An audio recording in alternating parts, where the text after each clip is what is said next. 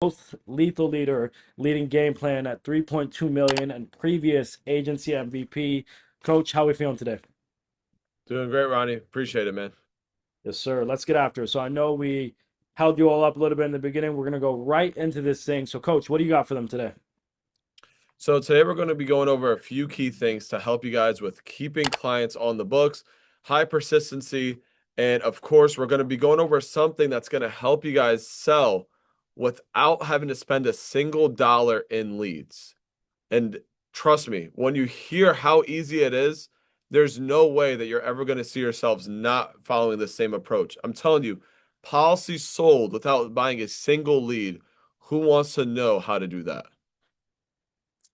Drop some ones in the chat, baby. Help more families and keep more money in your bank account. That's how the best way I can translate it. Help more families keep more money in your bank. So, Coach, what does that start with? So just to go into, of course, persistency first, just touch on it briefly, right? That we want to make sure that we actually are not one just selling the policies, that we're not watching them just kind of like go out the back door, right? It's just like if somebody just let you had a store and you just let somebody just rob all your stuff all the time and you didn't like check to make sure that, of course, people are paying for it. It's the same thing. So if you don't have an admin, if you're at a level where you're making 10 grand or more a month, obviously you want to get an admin. Or if you don't, then you want to make sure that you're just monitoring your policies yourself. I know right now we do have the new systems that, the Playbook has where it comes to monitoring your book of business, which is great. But, of course, this is a new thing that just came out. Most of you guys still probably have your guys' closes on that close sheet. So you want to make sure that you're monitoring it really well. If you have a client that misses a payment, this is what I did when I was selling at a high level. I used to take 1 hour each day, and I would do it usually in the middle of the afternoon, by the way. I would call those clients back for 10 days straight. And what I'd realize is I'd get at least half of them back on the books just by doing that. And I would do that, and I would make sure that that person is just ran down, whether it's like on a list I have or some notes, whatever it is. But calling those clients back for 10 days straight is the important part. People mess up two reasons on this. One, they don't know who charged back on them, so they don't know to call them back. And then two, when they do know, they maybe call them once or twice, they're not intentional about it. So if you're intentional about it and you know who actually did charge back on you, you have a lot better of a chance to get them back on the books, but it comes down to the effort. Ronnie, would you rather call somebody that maybe won't even know why you're calling, or would you rather call somebody that you already purchased from you and already wants insurance, and you just have to make sure they make their payment? Which one would you rather call? Obviously, the one that I've already talked to before. The credibility is there. Credibility's there. They already bought it. You already have their information. Like, why aren't you calling them back? Why are you calling a brand new lead today for the 100th time? You know what I'm saying? Like the 100th lead that you dialed today. Instead, I'd rather dial, 8 leads that might have charged back on me on my previous months. So You know be what really, kills I'm sorry, what happened, Ron? I said, you know what kills me? What is it? Like some of us in here, we help the family, then something happens, and we don't call that person back. Like you went as far as helping the person, buying the lead, spending 40 minutes on the call, something falls off, and you don't call them back or track your book of business. It's just like it's beyond me because like if you have a business and you're not tracking your business, you don't know what's going on in your business. So that's what we're going to be going over to give you a higher level play of what you all should be doing as these numbers are climbing and how you can keep more of it. Now, Yeah. what do you want to transition to from there, coach? What do you got for them? So, like I told you guys before, if you want to learn how to sell, I've sold myself. You guys, my team production is at 3.2 million, $3.3 million a month. And I sat down and I said, I'm gonna sell $50,000. I ended up selling like 47. But I was like, my goal is sell $50,000 through doing just annual reviews. And that's it. Not spending a dollar on leads. I'm gonna dial only 3 hours a day. That was my goal. 3 hours a day, so 18 hours in a week. So if you do the math, if you want to sell $50,000 without spending any leads in that short amount of time, it sounds impossible. But with these reviews, it's that easy. But we just don't do them and we weren't trained on them, to be honest, right? And it does two things for you, is what I want to touch on first. One, if you obviously do this annual review and you're able to upsell them on the coverage, that's free coverage, super easy sell, 15 minutes, you're in, you're out, you're done. And then if they tell you, hey, thank you, I appreciate the review, but I'm not interested in any coverage, I instantly just go towards just locking down the close even further. Right. Like, so let's just say if I usually start these after they hit that 6 month mark, I've seen people do it earlier, but at 6 months is when I start to like to call those clients back. So if you closed 40 people from, 6 months ago, would be what, February? If I Hmm. close 40 people from February, I'm going to call back all those 40 people, whether they charge back or didn't charge back, or if they're still active, doesn't matter what it is. I call each and every single one of them back. And then, like I said, I've had chargebacks that I've gotten back on the books, even though they didn't answer my calls when I called them the first time. And then I also have people that I've called and they either want to purchase extra coverage because they didn't have enough, or they referred me to their family members after that call, after the review call, or maybe I got something for their like wife or spouse or something. But I've gotten so many sales just by going through these. And then when somebody says, hey, listen, I'm fine. Like, I appreciate the review, but I don't want any other coverage. I'm just locking them down to ensure that if somebody ever calls them, they're not replacing my policy. We've seen that issue lately where people are calling, maybe saying things that are untrue. Your agent's been fired along those lines. This call is going to help make sure that they get that second call from you. They hear from your voice, hey, if you get a call about this, it's a warning, it's a heads up, don't fall for it.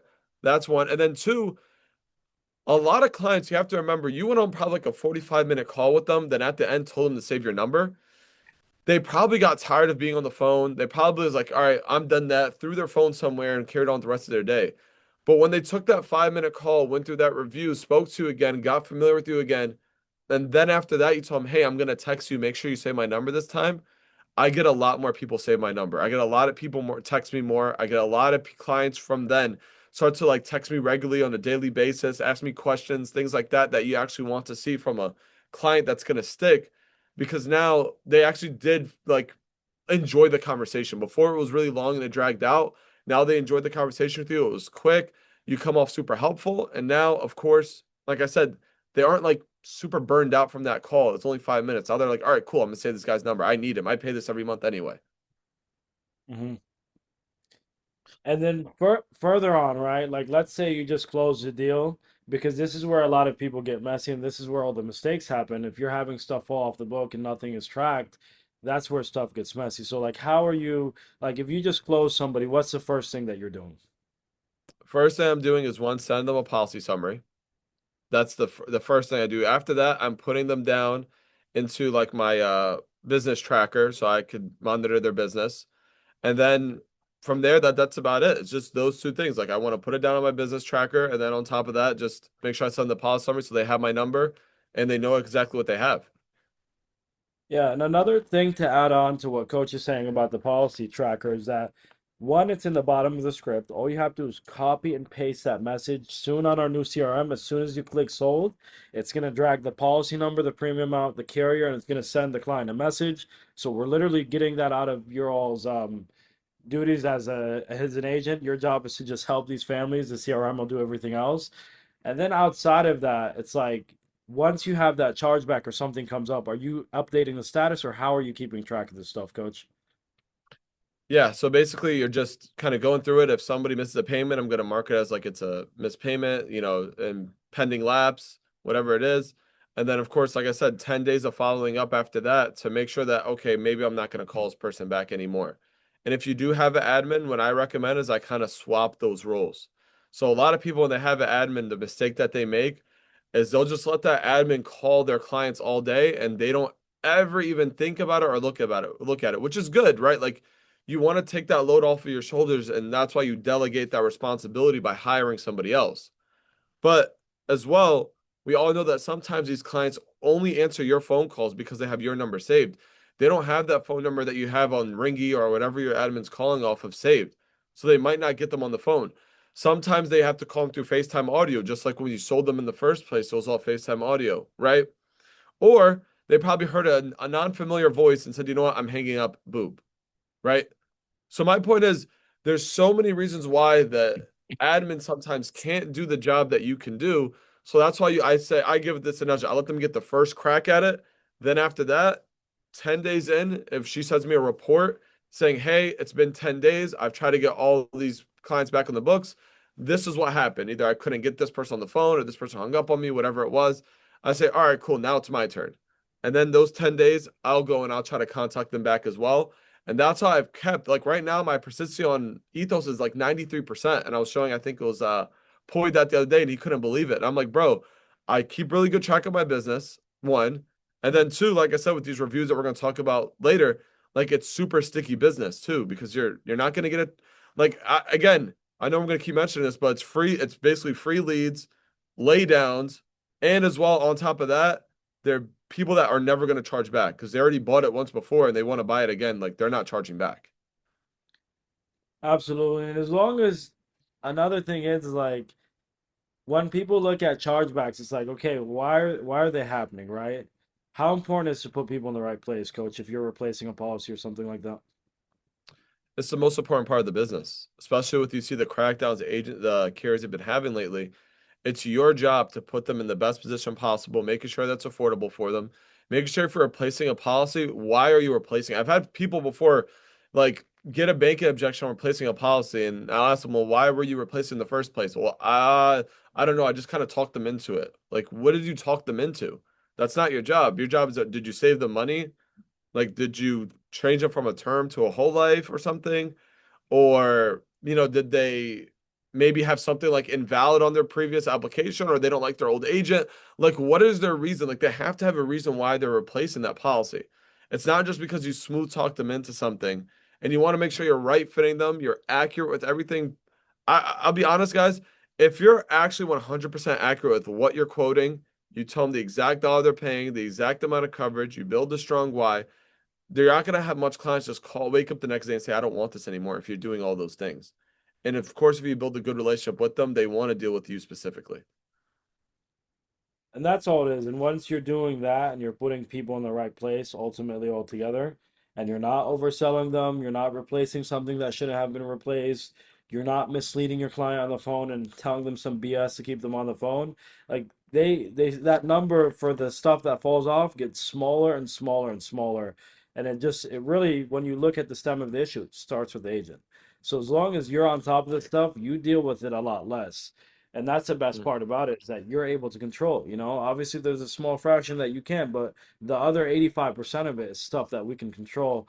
Now, coach, you've been saying annual reviews, you've been saying annual reviews. What do you mean by Yes. that? So in review is what I like to call. I do this after 6 months, and like I said, I know some people could do it a little bit earlier than the 6 month window, but I've always just done 6 months or higher is what I started doing.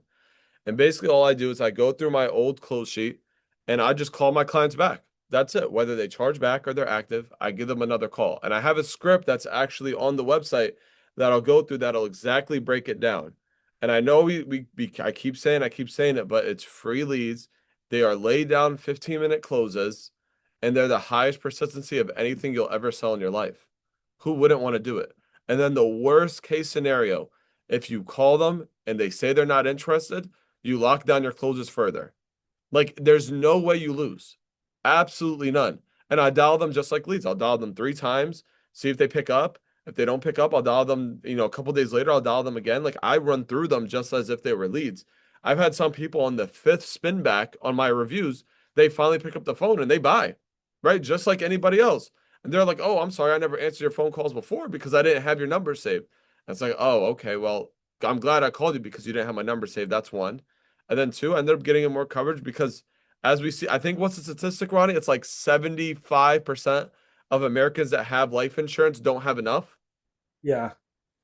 So that means 75% of the clients that you sold probably don't have enough life insurance. And I'd say with us specifically, I would say it's probably 95% because we do final expense. I think if you're focusing on just final expense, it has to be way higher than 75%.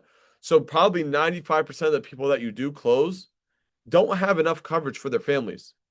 So keep that in mind when you guys are calling them back. Like these are the easiest sales you ever get. But again, you got to close them to begin with, and you got to keep them on the books as well. So if you do those jobs, you dial, you close, it's a snowball effect on these. And then Ronnie, you want to jump into the script now? I got my screen ready to share it. Y'all want some sauce that coach has been cooking up for you all the last, how long's it been, coach? I Week, mean, two? listen, I did this in April and like I did a whole month of like actually testing it myself to see what would happen. Like our client's gonna, you know, Is it not going to work? Are they going to say they're uninterested? It was a whole month of dialing. And then on top of that, I went and I like went through the script like 10 times myself just to make sure it was absolutely perfect. And I tried a little bit different things to make sure I was like refining it over the last couple weeks as well when I called a few of them back. So I'm going to share it with you guys quick here and we'll go That through it. means Let me know if you Coach guys all has see been my screen. cooking this for 5 months. Drop some ones in the chat if you're all ready for this. This is how you get those policies back on the books, and this is how you even help the family that you've helped even to the next step, even after you've assisted them the first time. This is where the real sauce is. Give it to him, Coach. All right. So it starts really simple, Ronnie. So I go, hey, Ronnie. Yeah. Hey, this is Mike, your life insurance agent for your policy with Americo. How's your day going? It's going well, man. That's good to hear. I'm calling about your annual reviews we do every year for your coverage. We just need to make sure everything is exactly the way that you want it, or if there's any adjustments or updates we need to make for you, okay? Okay. And it's that easy. I literally jump into it like that. And a lot of people, they'll just kind of go with it. And then there's some people, they might give you a little bit of a pushback, but it's like a smoke screen, really. They'll just say, like, no, I'm okay, man. I'm fine. You're good. I don't need to make any changes. Thank you. I appreciate you the call. And I'll cut them off and I'll be like, no, no, no, no, man. Like, I'll make this quick right here. I'm just required, like I have to review your policy with you anyway. If there's no changes, it's going to be super quick. And I'll go ahead Mm. with that. And if they do just kind of let me go ahead and do my thing, I always make the joke. I just straight up ask them, hey man, I helped you out with this about a year ago. Do you remember me? I always just say about a year ago. And it always just makes it seem like it was forever. I'm like, do you remember me? And sometimes they'll be like, most times actually be like, no, I actually don't. I'm like, oh, well, again, like I said, I'm your agent. I helped you out a year ago. I helped you get your life insurance plan in place. The one with Americo, the $20,000 in place. You remember that, right? And they'll be like, yeah. And I'll kind of just refresh their memory. Like, oh, okay, gotcha. And like I said, I'm just gonna take a minute here, just going over your review. Super simple. I just go ahead and I could start confirming information. I first just confirm, like, hey, just to make sure I have this right, your name is Ronnie Salem. Date of birth is February 10th, 1999. Correct? Yep. All right, perfect. And the coverage amount that we had in place for you was the $25,000 in coverage, and you pay 118 a month for it. Yep. All right. And then I do see here that the beneficiary is set up for your wife, Sarah, correct? Yep. All right, perfect. And did you want to make like any updates to any of that or any changes at all, Ronnie? No, everything's still the same. And then you see right there, I have a little bit of joke I leave after that. I'm like, oh, okay, perfect. I'm like a laugh, and I'm like, so they're still on your good side then, right? And they'll be like, yeah, blah, blah, blah. And this is like where I like to get like a little bit of conversation. And like again, just like when you're calling somebody on the phone, if I have a chance to get conversation out of them, I'll do it. I'm like, how's your wife doing? Is she doing right? Blah, blah, blah, blah. Ask them those questions and just how to get something out of them, like whatever it is, or even if I remembered something about them, if I do remember the client, whatever it is, I try to just see is there something I could kind of talk about that with them, just so it doesn't feel super transactional and like I'm trying to get them off the phone quick. I want to be able to kind of re-spark that type of like relationship with them again, by the way. So if you could talk to them anywhere around this part, good. Like sometimes I'll talk about them for 5 minutes about what's going on in their life right now. All right. Mhm. Then from there, I'll just confirm their home address. Like, hey, I just want to make sure you didn't move. Are you still at this address? Yeah, I'm still there. Okay, perfect. The email address I have on file is still this. Is that right? Perfect. All right. And then the phone number I have on file, this is your main contact number. It's this number, right?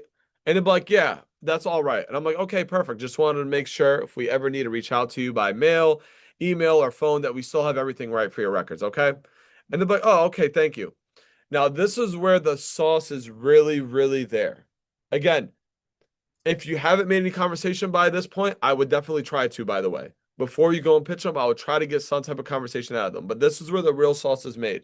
It's from this line right here. So I go, now, Ronnie, I actually have some really good news for you, by the way. And it usually like ears perk up right away, like, whoa, like what good news do you have for me?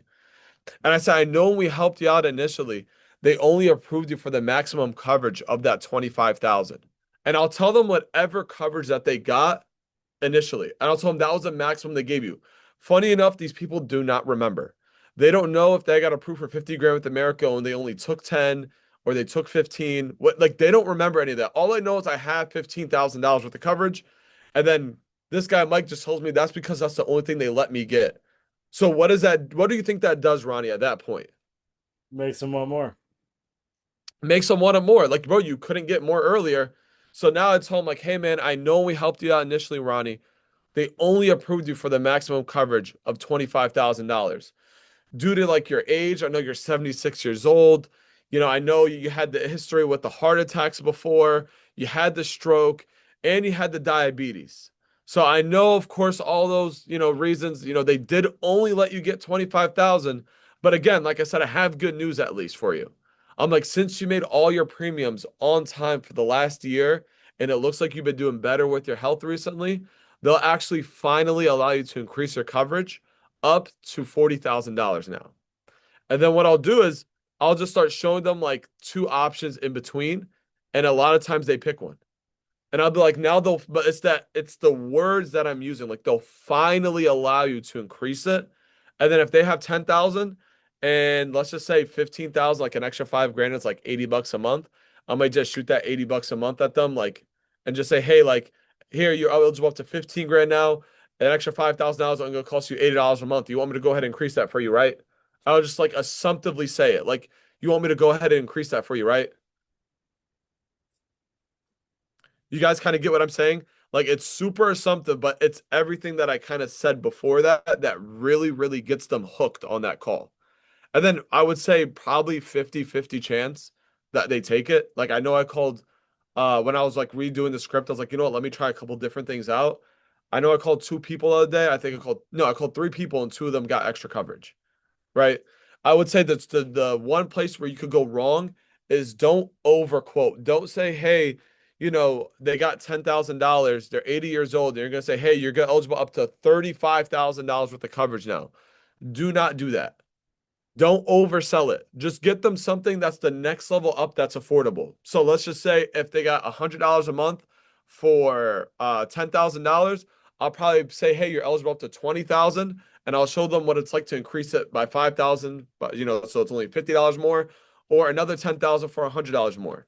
Like I'm not gonna go and like it's like the hand in the pickle jar, right? Like if you try grabbing too much, your hand can't fit out of it. The same idea with this. Like you don't want to oversell so you could get like freaking $100,000 in coverage. And now just like, well, I'm just gonna keep what I have.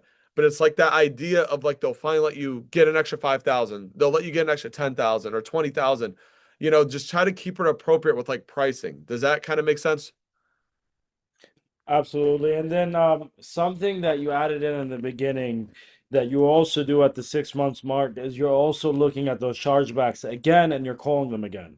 What is word Yes. track look like when you're calling a chargeback that fell off 6 months ago? So and that's what I'm going to That's show even you in here the on the script. second part. That Of is even course, in the bro. It's a script. separate script. It's a second Holy script, bro. smokes. Told you I've been cooking this up, man. I don't, I have you know cooked. me, Let's bro. go. Give it to them, If I'm coach. coming out with something, I'm not playing, man. It's bulletproof. So Yeah. very, very similar. So I go, hey Ronnie, Yeah. hey, this is Mike, your life insurance agent for your policy with America. How's your day going? Good, good. That's good to hear. I'm calling about the annual reviews we do for you every year for your coverage. We just need to make sure everything is exactly the way that you want it, or if there's any adjustments or updates we need to make for you. And the funny thing is, if you realize that that's the same exact opener from the annual review, right? But the difference is this person doesn't even have coverage anymore. But the funny thing is, they don't even realize that at this point into the call. They don't. Like I've done this so many times. Maybe I'll get a little bit of pushback when they tell me, like, before I mention it, they might tell me, oh, I don't know if I have that anymore, and I'll have to address it right then and there. But I'll tell you, like 80% of the time when I do this, they don't even remind me that they canceled it. Like they either forgot that they lapsed their payments, maybe they canceled, but most people just their payments lapsed and they forgot. Or maybe they have like maybe they bought another. I had somebody the other day actually. I got my policy replaced and she didn't know which one I was calling about, and then I saved it again. So like you just take it with the same exact approach, and then I'll try to show you guys what the rest looks like. So I do the same thing where I explain that I'm going to do the review for them, and again I just start confirming information just like the last one. right? Same thing, like date of birth, name, beneficiary address, all that stuff. And then same exact thing, but now I just change up the last part. So now I say, now Ronnie, and I act like I'm super confused, by the way, when I say this.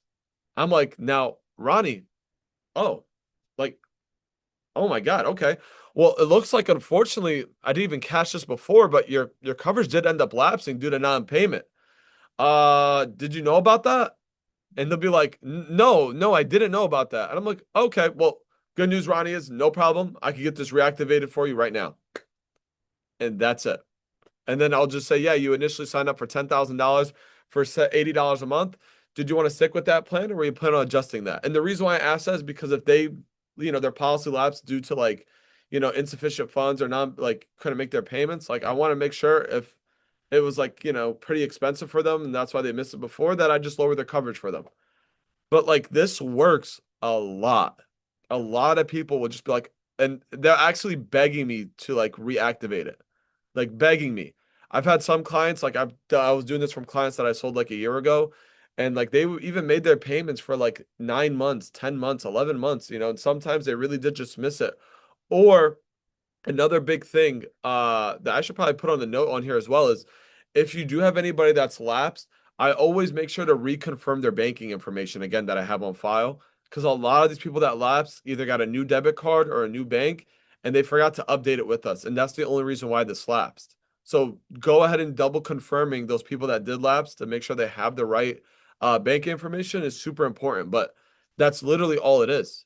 Like it's super simple and you'll get so many new people back on the books that charge you back before. Yeah, so overall here that we want you all to take away tonight as we begin to wrap this up is that, protect your book of business, always call back your people, don't be reckless with your business when it comes to tracking, always stay on top of that stuff. But at the same time, as long as you're putting people in the right position, you're helping the family and not trying to make a sale, make as much commission as you are, because that's not why we do what we do. You're going to have your stuff that sticks on the books by nature. So Coach, when it comes to persistency, what's final message you would leave them with? Final message again is just one, put them in the best position possible, right? Like be very, very like careful with, putting people in the right position if it's affordability, those type of things. Manage your book of business really well. Keep track of it. Don't act like it doesn't exist and chargebacks just don't exist. Actually call them back, hire an admin to help as well. And then of course, do these reviews. Again, the third phase of this is super quick and simple. Like it's locking down the client is what I put down here. If the client increases coverage, you lock it down again. If they decline additional coverage, just say this. Like lastly, just make sure you have my number saved if you don't already. And I go through the exact same thing that we go through, and I basically lock down the close, even though they didn't buy anything. So like they little things like locking down closes, sending policy summaries, managing your book of business. That's how you go from like a 70% persistency up to like 85%. You do the math if you're a top producer, especially like it could be, $50,000 over a course of a year that you're losing. So, and then of course, if you're able to sell them more by doing this and you can make an extra 100 grand in a year, like again, like think about the swing in potential income that you're missing out because you're not following these little things. You heard it here, folks. Do business this way, and you help more families. You put more money in the bank account for yourself. So, Coach, we appreciate you. We know you got some flag football training to do. What are you all about to do to Fine Line on Sunday? Listen, man, Fineline's gonna regret the day they ever joined the playbook. That's all I have to say. Let's go, baby. Drop some ones in the chat for Coach. Appreciate you.